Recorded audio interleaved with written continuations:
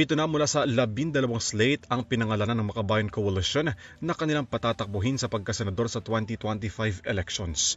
Ang ikapito sa listahan ng Makabayan ay nanggaling sa sektor ng magsasaka na kilusang mambubukid ng Pilipinas na chairperson na si Danilo Ramos. Sa pahayag ni Ramos, binigyan din ito na bitbit ang kanyang karanasan sa pagiging magsasaka sa Senado upang maitaguyod ang tunay na reforma sa lupa, gayon din ang pagsusulong sa mga patakaran at programa para sa abot-kayang presyo ng bigas, sapat na pagkain at pagpapalakas ng lokal na produksyon.